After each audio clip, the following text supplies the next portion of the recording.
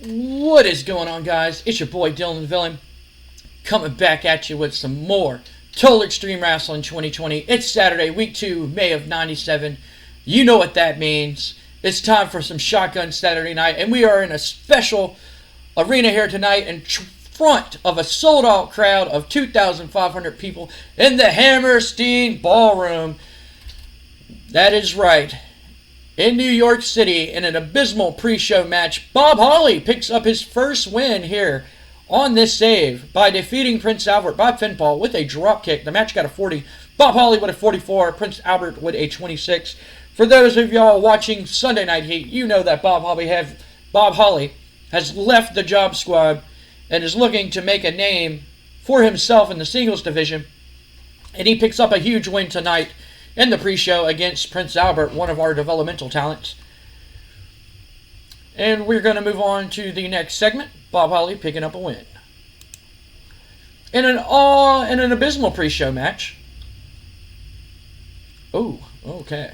I was reading all this. In an abysmal pre-show match, Edge and Christian defeat the Old School Express, as they're calling themselves, down in the developmental territory, in 12:50-49. When Christian pinned Chris Candido. Chris Candido carried the match in in-turn ring work.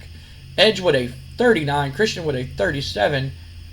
Steve Corino got a 34, and Chris Candido got a 55. Christian debuted his Thrill Seeker gimmick, and it got very good. They show excellent chemistry together.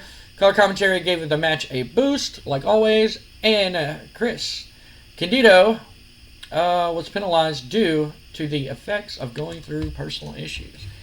Those personal issues, I have no clue what those personal issues are at this moment. I'm going to find out.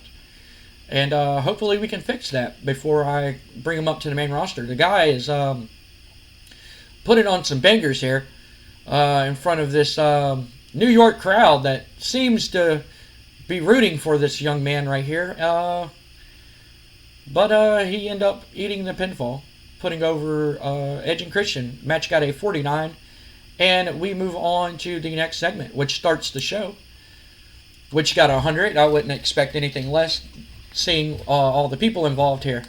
But we open up the show, and it is Shane McMahon. And he is just ripping into the Big Show. And he's like, I'm sick. He's like, I'm tired of you. It's pretty much Shane McMahon and Big Show kind of just arguing back and forth in the office and everything like that, with Sid basically standing behind Shane like, if you try anything, we're gonna fight right here. Big Show being who he is, he's not gonna back down from a challenge, but Shane's like, you're not following orders, Show. You're not following orders. I gave you an order to stay out of that match, to drop the thing with Austin. It'll be okay, I let it go. And Show's like, obviously you didn't let it go. Obviously you didn't let it go if you're booking him against Sid. I thought you said that you were going to be the bigger man and you were going to drop it. But week after week after week, you've been sending Austin to the ring to fight Kane, to fight me, and the APA. How much did you pay the APA to be a part of that match, Shane? Shane goes, it doesn't matter, all right? It doesn't matter how much I paid him, all right? You won the match. You beat Austin. He goes, what, you think I couldn't beat Austin by myself? Is that what you're trying to imply? I mean, you said Sid out there by himself to take on Austin, but what are you trying to imply, that I couldn't do it by myself? And Shane was like, well, I wanted to make sure that Austin got the message, not to double-cross me or lay his hands on me. Show was just like, I could have did it myself. And he's just like, so why did you run out there after the match and attack Austin again if it was dropped? He's like, because I want to prove to you that I can do what Psycho Sid here couldn't do. And Sid goes, excuse me? And Shane's like, easy, I got this. And he's like, Show, I don't understand why you're so upset. And Show's like, look, I've been doing all this dirty work for you. I've been going hand over foot, trying to please you, trying to do everything. And every single time it seems like you're underhanded me, making me look like a fool, making me look like I'm not capable of doing my job. I can do my job. I don't understand why you hired this idiot right here. And he goes, I hired this idiot right here. No offense, Sid. You're not an idiot. But I hired Sid here as extra security. I mean, as we've seen, guys like Steve Austin, guys like Sid, guys like Vader, they can't beat The Undertaker. Nobody can beat Taker. Nobody can put a dent in Undertaker. So I need all the extra security I can get right now, show. I mean, I thought you could understand that. And he goes, yeah. Like I was saying, you're trying to make me feel like I'm not good enough. And he's like, look, you are good enough. All right? One, I don't know why you had to go attack Austin after the match. You know? I said it was dropped, okay? I got Austin. Austin's going to be taken care of, okay?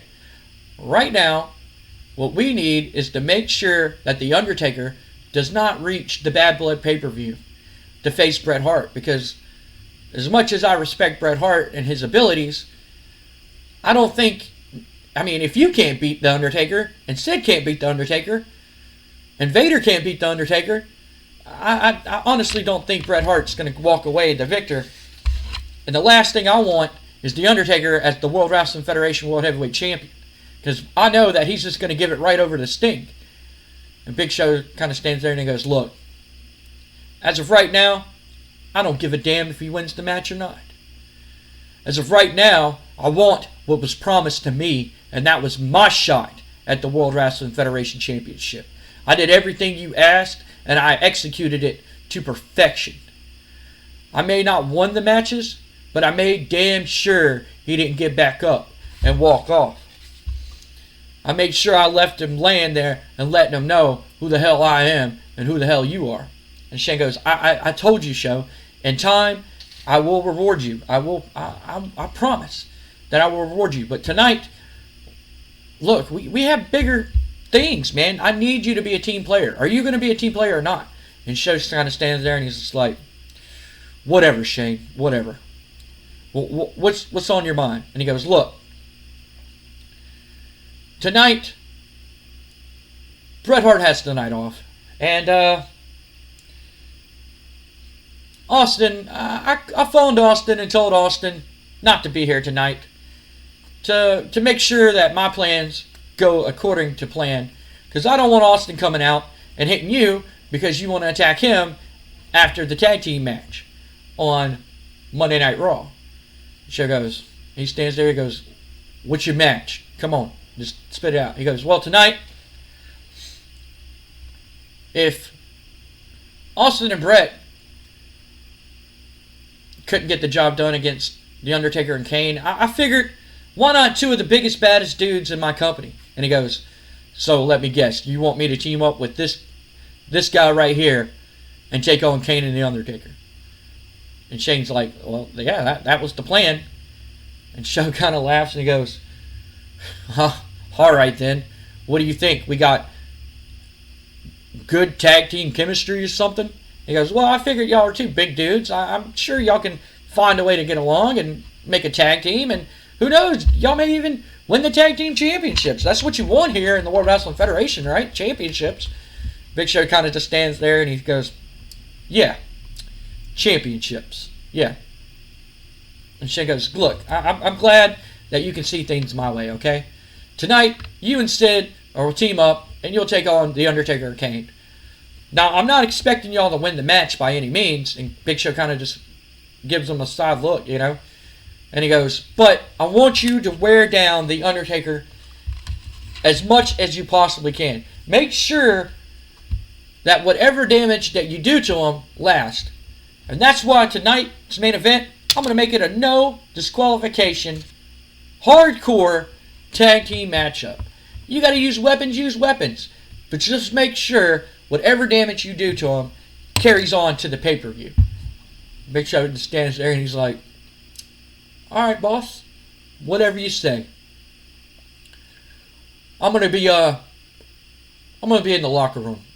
Sid's like, you want me to come to help? Show's like, nah, I just need some time to myself. I'll come find you later tonight. The Big Show walks out of the office, and Shane's kind of sitting there, and he has like a concerned look on his face, like, can Big Show be trusted, or like, can Big Show be trusted or not, And then Sid's just like, yeah, I'll make sure he does what, I see the look of concern on your face, boss. I'll make sure everything goes according to plan. Shane's like, good. That's why I hired you, Sid. Thanks. And we go on to our opening matchup. This segment got 100, as y'all already seen, I wouldn't think. Steve Austin looked good. Steve Austin, blah, blah, blah, blah, blah, blah, blah, blah, blah. All right. So, we move to the next segment, which is our opening contest. Got a 62, not bad. Ultimo Dragon with a 65. And Jerry Lynn with a 45. Ultimo Dragon beating one of our light heavyweight competitors, Jerry Lynn, proving that Ultimo Dragon is coming for Rey Mysterio's WWF Light Heavyweight Championship, World Light Heavyweight Championship here. Ultimo Dragon picked up the win. Match got a 62. Ultimo with a 65. Jerry Lynn with a 45. Announced equality gave the match a boost. We're going to move on to the next segment. Yes. Got an 85, and it is a promo by Raven. Raven clearly enjoyed having the freedom of going off script and performed well, so hopefully I can live up to that doing this. But as usual, we see Raven, and this time he seems to be in the Hammerstein ballroom before the fans are there, and he's kind of sitting up on a balcony. He has like his feet hanging off the balcony, and he's sitting there, and Matt and Jeff are behind him just standing there, and he goes, as we go to bed at night, we dream. And it's in our dreams that we can become gods. We can do anything. We can fix problems. We can solve solutions with ease. We can have our revenge. We can have our payback. But it is when we wake up that we have to take a step back and look in the mirror, and we realize that everything is not a dream. That is when reality finally sinks in, that we realize that we are not gods. That all our day-to-day problems start flooding in and coming back to us. And it is in the real world that we have to deal with our problems and to fix our problems and find solutions to the problems that are a burden on our mind. A long time ago, I had a teacher, or I looked to him as a teacher, as a mentor, most certainly a friend. But everything I did and everything I tried to honor him, he put me down.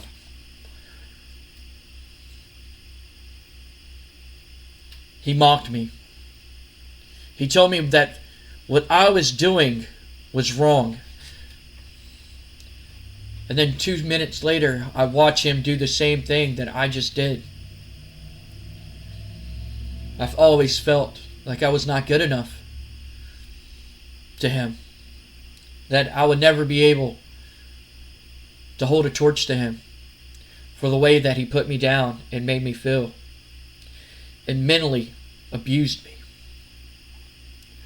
One day I finally got up the courage and I asked him, I said, Mick, why do you always tell me not to take chair shots to the head? Mick, why do you tell me not to throw myself into fire? Mick, why are you telling me not to wrap barbed wire around my arm and use it as a weapon? Mick, why are you telling me to leave ECW and go to WCW? Mick, why are you telling me to do this when clearly you're the one doing it yourself? Mick, I watched you put your body on the line. Mick, I watched you destroy your family. And I asked him, why, Mick? Why can't I be like you? And Mick looks at me. And he goes, son, I tell you not to do this because I don't want you to end up beaten and battered like I am. I don't want to see you in a wheelchair at the age of 35. Son, I don't want to see you in the year 2000 putting your body in this kind of matchups to where you can't barely move or walk, or concussion so bad that you don't even know who you are or your children are.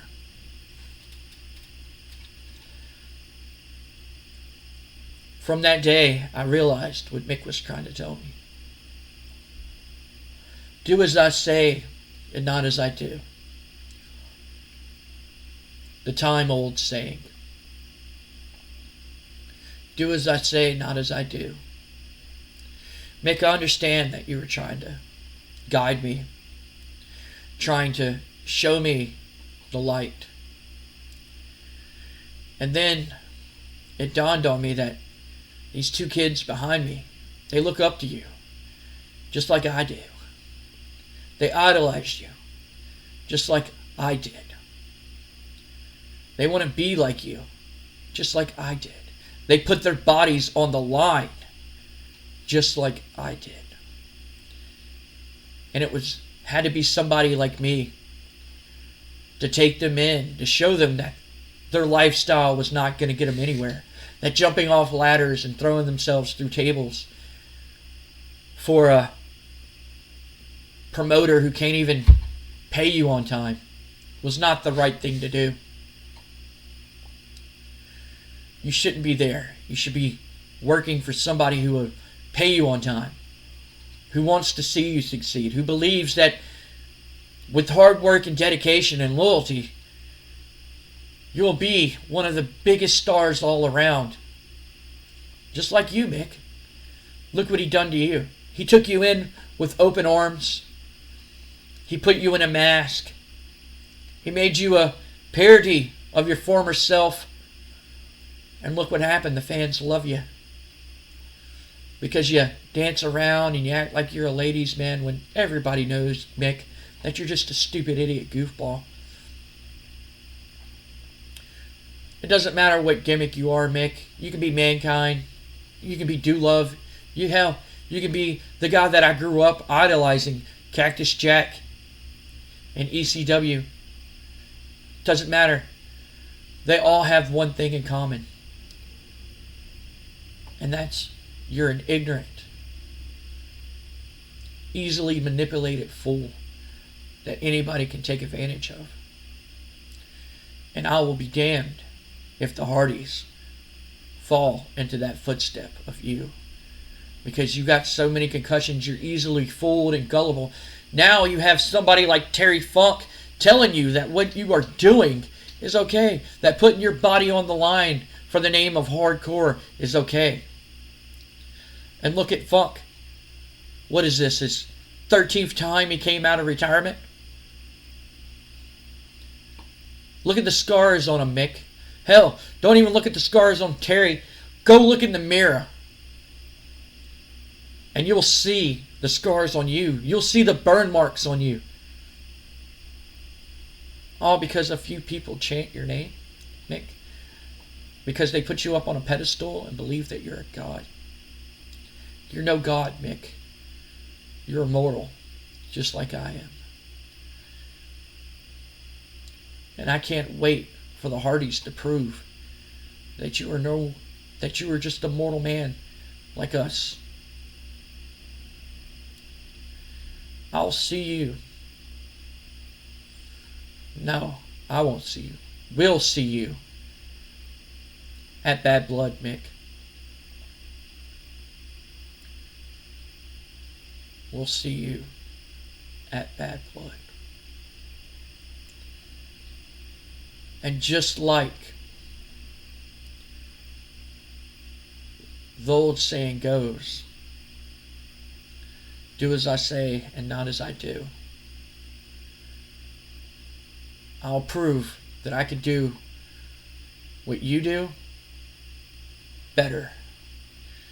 And I will take the crown that is so heavy on your head and claim it for myself and show you how to properly rule a kingdom, Mick. So quote the Raven, nevermore.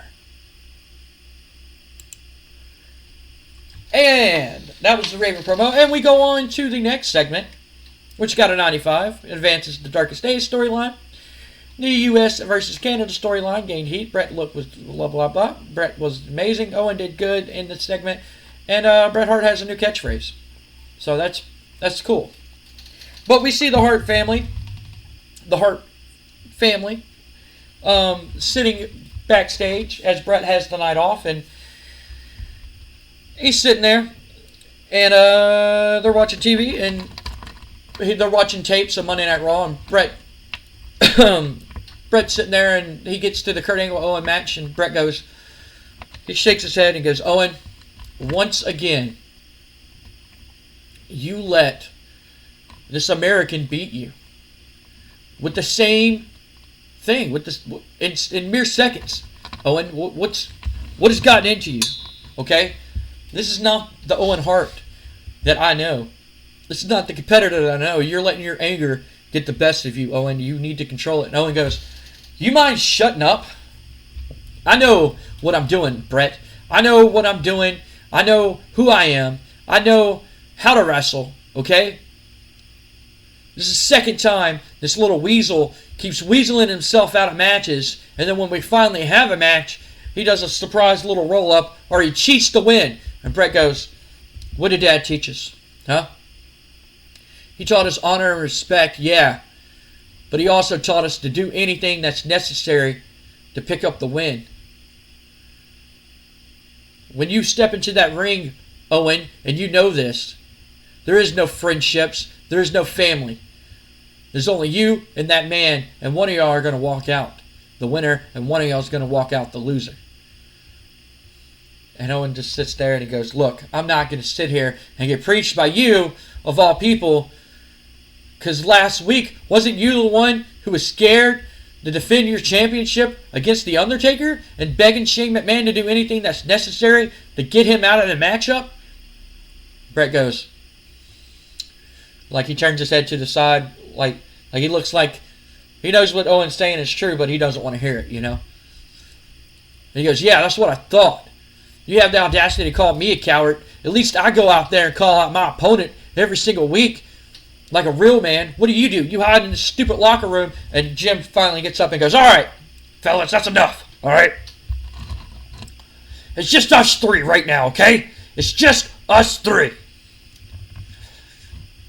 And I'm sick and tired of y'all two bickering and arguing. I can't even drive the damn car without y'all to the next show, without y'all bickering and arguing about which one of y'all's better, okay? And I'm sick of freaking hearing it. Bret is the World Wrestling Federation Heavyweight Champion. Owen, you're one of the best wrestlers in this company. Alright? Y'all are both great. And I kind of agree with Bret here.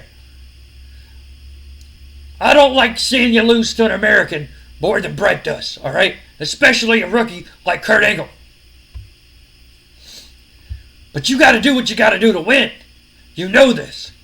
And Owen kind of just sits there and goes, yeah, I know this. Hell, I've done it before. I did anything I had to do to pick up the win. Okay? To keep the tag team championships with Davey. But where's Davey now, huh? Where's Pillman now? They're on the sidelines. Watching us on TV. And I'll be damned if I dishonor this family anymore by losing to somebody like Kurt Angle. And I'll be damned if I let my family get dishonored because somebody wants to be a coward. And Owen's like, enough, Owen. Enough. Enough. Drop it. All right? We have bigger problems, okay? You think that your problems with Kurt is a big deal. You can easily beat Kurt. We all know this. But right now, we have to have your brother's back, all right? And you keep throwing it in his face that he's a coward is not going to help him. And Owen's like, look, I don't have to take this, all right? I don't have to sit here. I don't have to listen to you. And I sure in the hell don't have to listen to my big older brother, all right? I beat him once before. Hell, I even beat you. I've beaten everybody there is in this damn locker room, and I'm not going to let him beat me. Now, if you excuse me, I got better things to do. And Owen just walks out and leaves the locker room. And Jim puts his hands on his hip and he shakes his head. And Bret's like, look, no. Like, Jim's like, Owen. And Owen just slams the door. And Bret's like, yeah, let him go. Who needs him? Jim's like, that's your brother, man. We need to be united on this. He goes, forget Owen. Alright? He doesn't realize that my problems are way bigger than his right now. Alright? He has the audacity to call me selfish. Look at him. Look at him. And Jim's like, I know. Alright? We need to keep the World Wrestling Federation World Heavyweight Championship on you. Alright? We can't let it fall in the hands of somebody like Steve Austin or Triple H, like the degenerate Triple H, or a Satanist like the Undertaker. And he's just like, I ain't worried about Taker's religious belief. I don't care if Steve Austin likes a few beers or likes football people. I don't even care if Triple H or Shawn Michaels, of all freaking people, are degenerates who tells people to perform fellatio on them. Alright? I don't care. What I care about is this World Wrestling Federation Championship staying in the World Wrestling Federation. And I know if I lose this thing to The Undertaker, he's just going to take it, give it to Sting, and Sting's going to run off to the competition with our biggest prize. And I'll be damned if I'm the one who's going to let that happen. And Jim's like, I know, but with Davey and Pillman on the sidelines, what are we going to do? I mean, we have no backup. And Bret's like, look, alright, I'm tired of people thinking that I can't defeat The Undertaker. Alright? I got something that I know will make The Undertaker fall down to his knees. And I'll pick up the win at the Bad Blood pay-per-view and retain my championship. And unlike Owen, I'm going to do whatever is necessary to pick up the win. Now, if you excuse me, I got to go talk to some people. And Bret gets up and leaves the locker room. And Jim's just standing there and he's like, what? And he falls after him. And that's the end of the segment. Segment got only 5. Bret Hart, Owen did really good improvising. We move on to the next segment. And it is Goldust. And he defeats Jake Roberts with a Bulldog. Goldust with a 78 and Jake Roberts with a 70. The Freak Show storyline advances. And Jake Roberts was penalized due to the effects of going through some personal issues. I guess it has to, because Jake Roberts just came back from rehab. Started the save. I drug tested everybody, so a lot of people are gone that are supposed to be here. They're basically in rehab. Or as the save went on, people started failing a lot of drug tests, and they're not here because of that. But Jake Roberts is one of the first people who came back. And I guess that's what it is. That penalized for coming out of rehab, I guess. I don't know. We're going to look. I don't know. But Jake Roberts, he picks up the loss. And match got 78, not bad. But we move on to the next segment, is the important part, which got a 90. Jesus Christ. And he struggled going off script and still got a freaking 90. So Goldust is in the ring. And Mark Marrow, he's looking a little bit different. You know, he has a black bandana on. He's looking more fit. We haven't seen Mark Marrow in a while. And he's looking cut. Sable's right beside him and everything. For those of y'all don't know who this guy is, go look him up. But we see Mark Marrow there, and he has Michael Cole standing next to him. And Michael Cole's like, why did you request this interview? Mark Marrow goes, shut up! Listen! And Sable's like rubbing his muscles and stuff. He goes, there's a freak out there who wants to get busy with me. And I ain't taking no chances. None whatsoever. I haven't been on TV lately because I went to my local gym and I ran into somebody. Not just somebody, but a freaking world champion. Oh yeah. I ran into Dan the Beast Severn. This man's a mixed martial artist, a destroying freaking machine. And then all of a sudden Dan Severn steps in the frame and he ain't looking like that. You know, he's looking like his WWF run where he's a fucking, he has that like, I'll fucking snap you in half, like that Brock Lesnar look on his face, you know. He's the OG Brock Lesnar. For those of you who don't know who Dan Severn is, he was a UFC fighter who also was a wrestler. And he goes, I've been getting MMA training from Dan. He's been showing me the ropes. He's been showing me takedowns. He's been showing me body locks, body holds. He's been showing me how to throw some punches. I'm already a Golden Gloves boxer. So, I know how to whoop ass.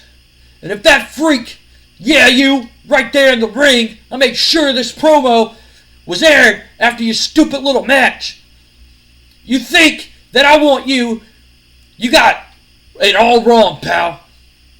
Yeah, just because I was Johnny B. Bad in WCW, who was a little bit more flamboyant, doesn't mean that I like the dudes. No, look at my fine ass wife right here. And he slaps her on the butt. And she's like, ooh, Mark, ooh. You know, he's like, look at this fine woman right here. This is the woman of every man's dreams right here. Ain't she a beautiful woman? Well, too damn bad. You can fantasize all day. You ain't never gonna see her naked, ever. And as for me, you ain't gonna get your hands on me either, you gold freak. That's what I'm gonna call you, gold freak. And I've been getting training from Dan the Beast Severn, and he's been showing me how to whoop ass. So if you think of coming near me or my woman, I'm gonna beat you until I'm gonna beat you so bad that your grandchildren are gonna have bruises. I'm gonna stick my foot so far up your ass that my freaking knee, the water from my kneecap, is gonna quench your thirst. Boy, I'm gonna be on you like white on right or a paper plate with a glass of milk and a snowstorm, boy. And he flexes his muscle and kisses his muscles. He's like, yeah, I'm freaking jacked, I'm freaking pumped. And I'm gonna take care of you, gold freak. That bad blood, it's gonna be me and you. And what I want you, I'm gonna get you. Cause I'm coming, boy. I'm coming hard for you. And I'm gonna want you in a street fight. What do you say? Goldust is in the ring. He's like, yeah, I already know what you're gonna say. You're gonna say, yeah, because this is a pre-recorded interview. Now I got some more training to do. And then all of a sudden he just leans back on the bench and Sable's like rubbing his body. And like Dan Severn's just like, get it, pump it. And he's like, yeah. And he's pumping iron and stuff like that. You know, he's trying to get jacked and everything like that. And Goldust is in the ring and he has that face on, like that same face. He's like, what the fuck? He's like, yeah, I'll fight you as long as I can get my hands on that beautiful body. Segment got a 90. We move on to the next segment. And it is a Intercontinental Championship matchup as Triple H defends his Intercontinental Championship against Ahmed Johnson, and he defeats Ahmed Johnson. I mean, who actually believed that Ahmed was going to beat Triple H here? I mean, come on now. Triple H is one of my top dogs here in this company. Triple H defeats Ahmed with a freaking pedigree. One of my favorite finishers, always look brutal. And Triple H makes defense number 6 of the WWF Intercontinental Championship. Triple H with a 91, Ahmed with a 67. Three's Company storyline advances. Triple H looked good, and Triple H is getting better at the licking my penis gimmick, the degenerate gimmick. But we move on to the next segment. And we see Stephanie McMahon, and she's backstage talking to The Rock. And she's like, Rock, you're such a gentleman. Rock's like, oh, thank you, pretty lady. You know, like anything for you. You know, I'm enjoying your friendship lately. I'm glad that I can take you on dates and take you out on town and all that stuff and everything. And all of a sudden, Triple H, he just worked the match and he comes back and he's all sweaty. And he just like bumps into The Rock. Rock's like, what the hell? And he sees who it is. And then he stops Triple H and he's like, look, I'm sick and tired of you, all right? You got a problem with me? We can handle it. Triple H is like, problem with you? Yeah, I got a problem with you. You see, I got a problem that you're mooching up to the boss's daughter to get your your Intercontinental Championship matches against me. Because the last time I checked and looked at the rankings, you're still my number one contender when there's guys out there who are more deserving than you, because all you want to do is kiss up to this little bimbo right here. And Stephanie's like, excuse me? Rock hasn't even tried to kiss me yet. Triple H goes, yeah, that figures. He's just a loser. Honey, if you went out with me, you'll be wanting to marry me on the first date. And she's like, yeah, right, in your dreams. And Rock's standing there, and he's just like, he cuts him off, like, he interrupts, like, he's just like, shut the hell up. He's like, no, the reason why I'm getting Intercontinental Championship matches is because I'm beating any jabroni that they put up against me. Triple H is like, well, the last time I checked, it was Jericho's out, injured, and we still haven't had no word on him. And I still owe Jericho a number one-on-one matchup. And the last time I checked, I already beat you one-on-one for the Intercontinental Championship.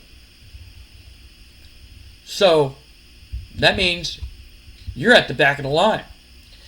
And that means that, and as soon as he says that, he goes, that I'm the number one contender. And Jeff Jarrett walks in the picture, and Triple H and The Rock look at him. He goes, that's right, slapnuts. I'm the number one contender. I've been undefeated ever since dropping that stupid-ass Shane Helms. And Triple H goes, who? And The Rock's like, I think he means his bodyguard guy. Triple H's like, oh, continue? He's like, what? Continue? You're just going to interrupt me while I'm talking? Rock's like, yeah, you're not that important. And Jeff Jarrett goes, not important? Buddy, I've beaten every single person that they put in front of me. And The Rock's like, oh yeah, well, who did you beat? He's like, I beat, I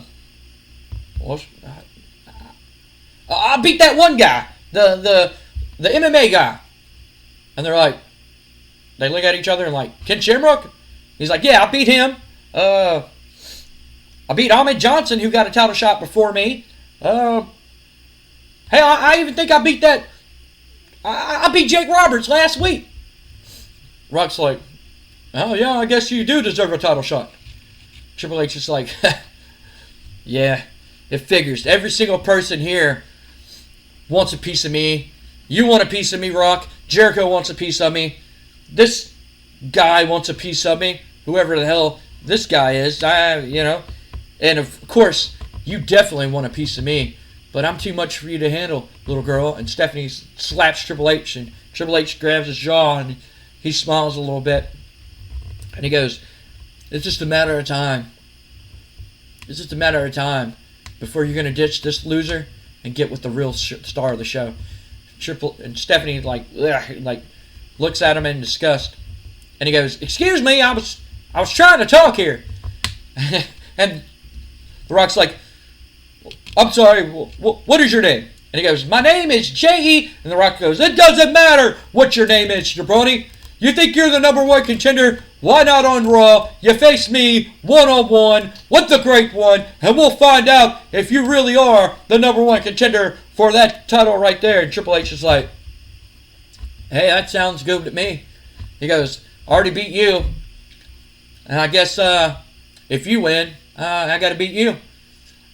He's like, you know what? I don't have time for this. And he pulls out like a backstage person comes with a clip, like walking by with a clipboard, and Triple H just takes it, writes his number down on a clipboard and folds it up, and then just places it in Stephanie McMahon's hand and closes up. And he's like, if you're ready to ditch the loser and have a real good time, then give me a call sometime. And Stephanie's like, ah. And then she takes the paper and she throws it in the trash can. And Jeff Jarrett's standing there, he's every time he goes to speak, he gets cut off. And The Rock just goes, he looks him up and down. He's like, goodbye. And Jeff Jarrett's just like, you know what? I'll see you in the ring on Monday. The Rock goes, yeah, that's great. See you later. Yeah, that's that segment. Segment got 100. Hopefully, I explain what's going on here, pretty much. Basically, Monday Night Raw, we're going to see The Rock versus Jeff Jarrett for the number one contendership for the Triple H's Intercontinental Championship. And Triple H is still trying to hit on Stephanie, and Stephanie's like, no, you're a degenerate. You're not going to accomplish anything here in this company, unlike The Rock, who's obviously a megastar with movie star looks and who is handsome. And you're just a big nose guy with you're just a B+ player, you know. Yeah. So The Rock's gonna face Jeff Jarrett on Monday Night Raw for the number one contendership. Who will win that match? We have to find out on Monday Night Raw. We're gonna move on to the next segment, and still no word on Jericho. When's Jericho coming back? Also, hopefully Jericho is healed up and ready to come back when he is ready to come back. Next segment. And it is our main event. I got a 95. Jesus Christ, that was good. Good rating. Good freaking rating. In an exceptional match, the Brothers of Destruction, Kane and The Undertaker, defeat the Big Show and Psycho Sid when The Undertaker pins Psycho Sid following a double choke slam with him and Kane after the Big Show refused to tag Psycho Sid in. Big Show was on the apron, and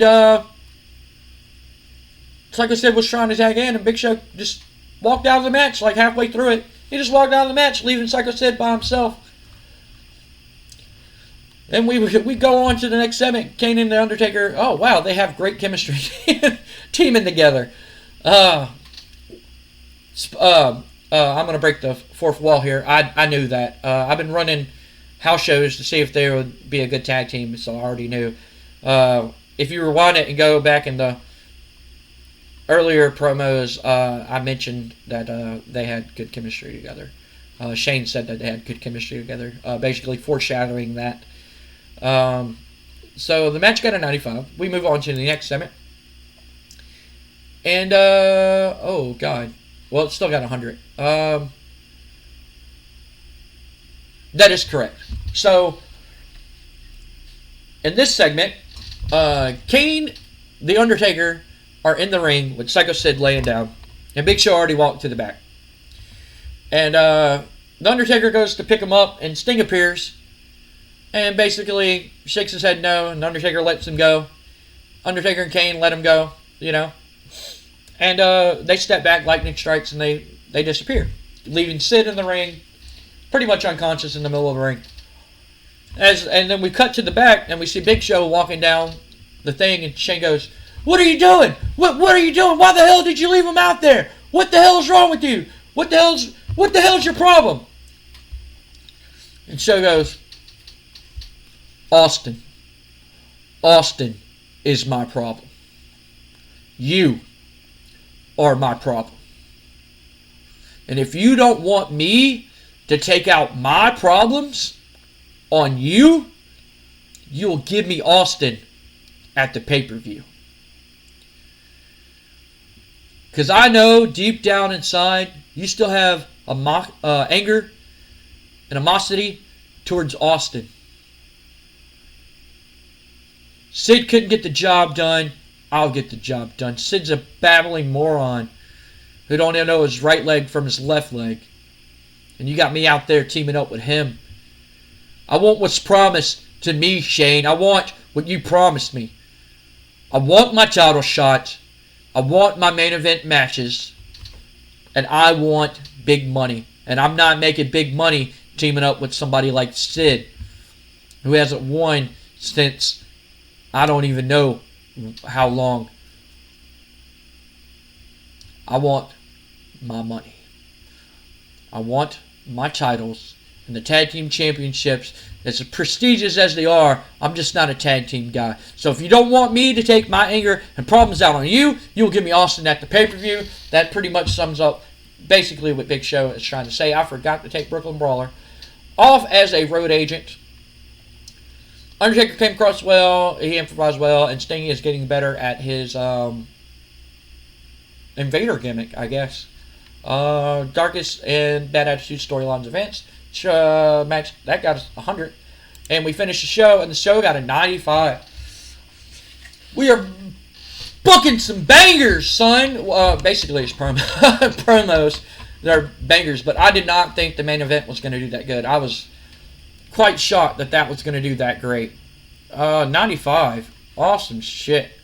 I'm going to try to get Shotgun Saturday Night a better TV deal. Maybe we can show it on USA Network or something like that. And try to make that an A show, too. It's still a B show right now, but I'm pretty sure if I make it an A show and get it in front of more people, especially with these ratings, our popularity is going to just skyrocket through the roof, especially these young guys who pulled a 40 and a 49 respectively. Night's work between them. Ultima Dragon and Jerry Lynn put in some good work. Goldust versus Jake Roberts did pretty good. I can accept that rating. Triple H and Ahmed. If it was anybody other than Ahmed, I'm pretty sure that match would have been a 90 or higher. But yeah, man. Found out who can cut promos and who can't cut promos is the key to success here in the World Wrestling Federation. Give the microphone to people who can talk. Or have the people who can talk in the segment. But yeah, finish the show. And that was Shotgun Saturday Night, guys. There's 911. He works in the past. He worked for ECW. He works for WCW. I guess WCW picked him up. Ripped Austin. Look at this. New pictures of Austin have emerged, showing that Steve Austin has been working extremely hard in the gym, boasting an incredible ripped physique. The 32-year-old is said to be sure to increase muscularity that will have a positive impact on his career. Steve Austin getting fucking jacked, son. Let's see here. So, incredible. Bob Armstrong, new tag team of Tommy Dreamer and Dr. Death Steve Williams came up with that. Okay. Sabu won the ECW championship as Mikey Whipwreck lost the championship to Sabu. This is the second time. We'll check that out here in a minute. I know some of y'all like that. The Thug, whoever the Thug is, he's evolving. Hopefully he evolves into a Charizard or a Squirtle. A Blastoise, I'm sorry. Charizard or Blastoise. Fabulous Moolah to retire. Nobody gives a shit about Moolah. She can eat shit. She's already dead, but she can eat shit. 69. Nice. Big Titan defeated that guy. Sabu laid out Steve Williams. Dr. Dev, Savio Vega, and Tracy Smothers defeat the Pitbulls. Backstage segment from Paul Heyman talking about, I don't know what he's talking about. Interview with Harley Race. Harley Race works for him. Terry Gordy and the Eliminators defeat Dave Finlay and the Gangsters. Tommy Dreamer and Steve Williams defeat Kevin Sullivan and Shane Douglas. And Sabu wins the ECW World Heavyweight Title for Mikey Whipwreck. That's Mikey just beat Raven for it. And he already lost it to Sabu. So that is Shotgun Saturday Night, guys. Thank y'all for watching the video. Thank y'all for liking the video. For those of y'all like the video, it helps us out a lot. Liking the video basically says, hey man, like other people who want to watch TEW videos, check this out. This guy makes some good content. Hopefully I make good content. I mean, y'all are watching it, so y'all must enjoy it. And I thank y'all from the bottom of my heart for watching it and enjoying it. Leave a comment down below. Let me know how I'm doing. Let me know what storylines y'all like, or who y'all would like to see me book. Who y'all like to see me sign here in the World Wrestling Federation. This is not historically accurate, as y'all come to realize for the long-time viewers and the new viewers. This is not historically accurate. This is basically my booking, telling a story, pretty much. That's all wrestling is. It's pretty much a soap opera, especially back in these days. and I'm telling a story, and hopefully y'all are enjoying the story. Thank y'all. If y'all like this and y'all are new to the channel, please subscribe. It helps us out a lot. And if y'all want to go back and watch past episodes, the playlist will be right here. So check that out. This has been Dylan the Villain, and like I always say, guys, if you can't play with each other, then play with yourself. I'm out of here.